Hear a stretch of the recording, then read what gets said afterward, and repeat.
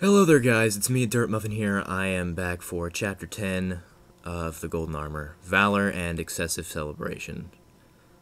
So let's get started. It took several hours for Valor to get over the surprise hug by Angel. When the assault on her personal space was over, the group proceeded out of the armory and into their posts. Philomena's tower. Shining had told them Philomena would still be upset about catching her, and she was right. Comet was lucky he had on his helmet, since she dive-bombed him and pecked at it for 2 minutes straight, much to the amusement of Angel and Valerie. The two continued to laugh at Comet as he made some colorful insults at the Phoenix, then at them when Philomena finally calmed down. Soon, all three oddballs were standing in silence, bored as bored could be. Comet stayed rigidly still, even as Philomena decided his back was a perfect place to perch herself, and nip at his tail and mane. Valerie tried her best to keep a straight face, but Angel's laughter eventually won out. Finally, Philomena got bored of trying to get a response from Comet and flew back to her perch, looking sad. Angel watched as the Phoenix hung her head and approached the bird, saying, "Aw, poor Philomena. You just want to have fun, huh?" Philomena called sadly in response, and Angel gave her a smile. Valerie tried throwing an annoyed look her way, but Angel clearly wasn't paying attention. "Hey, Philomena," Angel whispered loud enough for Valerie to hear, but quiet enough for Comet to tune out. "Here's what you do. Go up to him, slowly and quietly, then nip him between his wings. He'll respond to that." Philomena gave her a sideways look, but glided down to the floor and silently walked over to the Pegasus. She flew up and perched herself on his back and cawed like before. Comet didn't even turn around to acknowledge the Phoenix's presence, and Philomena nipped him between his tightly folded wings. Comet's response was immediate. A weird mix of both pleasure and excruciating pain shot through his back as the Phoenix bit him. He immediately began to curl his spine and spread his wings out so quickly it startled Philomena. She cawed in surprise and flapped her wings as Comet's left legs went numb and he toppled over. He hit the ground before finally getting control of his body and quickly stood up to face the Phoenix. Angel fell over laughing, and Valerie couldn't help but stare at Comet. It didn't take the Griffin long before she started to giggle as Comet angrily chased both Angel and Philomena around the room. Sorry about that. The day generally went on like that. After lunch, Valerie decided to join in on the fun. It started slowly at first, such as dragging a claw down Angel's armor to produce a rather annoying sound. It then graduated to a full-blown female assault on the one stallion. Philomena, Angel, and Valerie all proceeded to try to annoy him in any way possible, but Valerie seemed to have the most success. Soon, Comet was sitting in the mess hall again with a plate of fresh lettuce and some sugar-coated strawberries for dinner. Angel sat on one side of him, and Valerie on the other. Comet wondered why Angel wasn't on the night guard duty yet, but kept his mouth shut as both girls talked about him. "So, where are you from again?" Angel called over to Comet's ear, making it ring when she finished. "The Griffin Kingdom," she answered coolly, thankfully feeling no need to yell. "My home was in a place called Wyvern Pass." "What's a wyvern?" Angel called over again.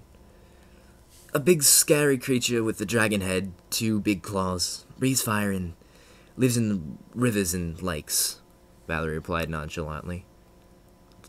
"Do they exist?" "Well, duh. It's not called Wyvern Pass for nothing." Comet tried to mentally picture such a creature, but all he got was a goofy-looking dragon image stuck in his head. He chuckled to himself, and then Valerie narrowed his eyes at him. "What's so funny about wyverns?" she asked pointedly. "They're big creatures that level entire villages on a whim. They pop up out of nowhere, scare away all the griffins in the area, and take what they want before raising the place." Sounds like a typical dragon to me," Angel somehow said while sipping on the straw of a cup full of peach juice.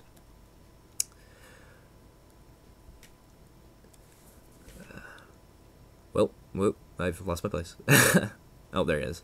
Valerie switched her gaze around Comet to Angel and said, "Oh yeah? Well, how big do they get? Wyverns get up to about the size of a shipping boat." "I heard a dragon that took over the entire mountaintop in Ponyville," Angel replied. His smoke alone almost forced everyone in the town to leave.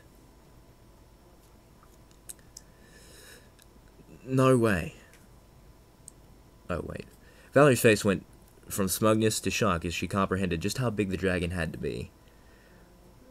No way, she said, backpedaling. No way any creature gets that big.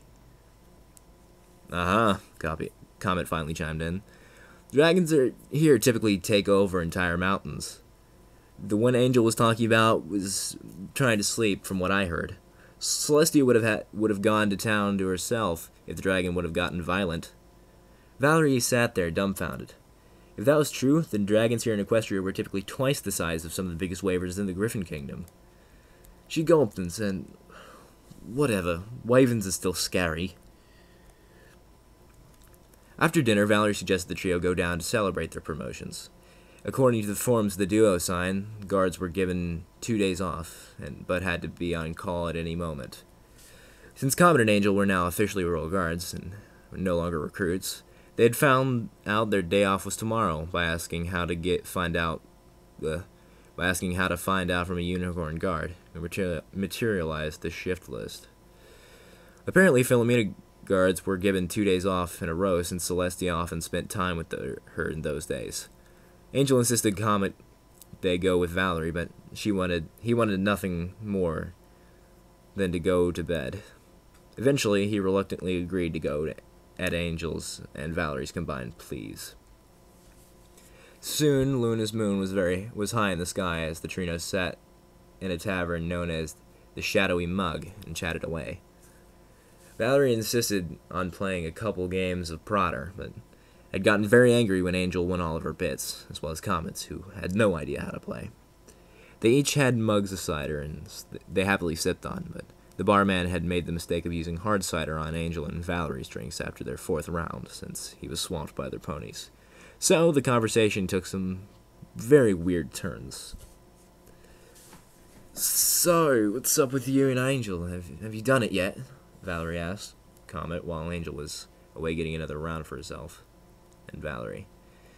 It must have been the cider talking, but Valerie was curious. Comet and Angel seemed practically made for each other, but they didn't act like they had anything between them. She had been keeping an eye out for a nice griffin, but Comet was something new, like a toy.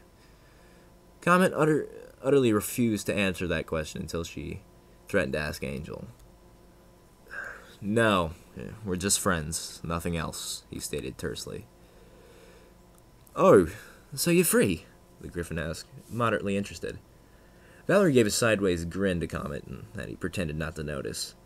Comet was a fuzzy mass of orange since he wasn't wearing his armor out in public, but Valerie thought he was actually more griffin-like than any pony she had met.